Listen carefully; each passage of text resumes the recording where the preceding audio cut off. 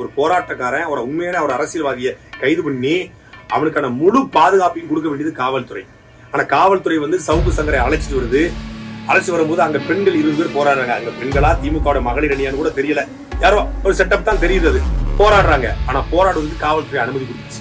சவுக்கு சங்கரை மதுரை ஜெயில கொண்டு போயிட்டு இருக்காங்க. அங்க உட்காந்துட்டு முதலமைச்சர் இழிவா பேசிய நாயே, முதலமைச்சர் இழிவா பேசிய கேவலமானவனே, சவுக்கு சங்கரை அயோக்கிய பயிலே புரோக்கரை என்று வழக்கறிஞர் சார்பாக 4-5 பேர் திமுக கட்சிக்காரன் விமர்சனம் பண்றான். அதை காவல்துறை கண்டுகொள்ளாமல் போகிறது என்றால் காவல்துறையும் சிறைத்துறையும் சவுக்கு சங்கர் மீது எவ்வளவு கோபத்தில் இருக்கிறது என்பதை புரிந்து கொள்ள வேண்டும். ஏன்னா காவல்துறை இருக்கக்கூடிய பெண்களை, உயர் அதிகாரிகளை, காவலர்களை மிக மிக ஆபாசமா பேசிட்டு சவுக்கு சங்கர் உள்ள போயிருக்காரு.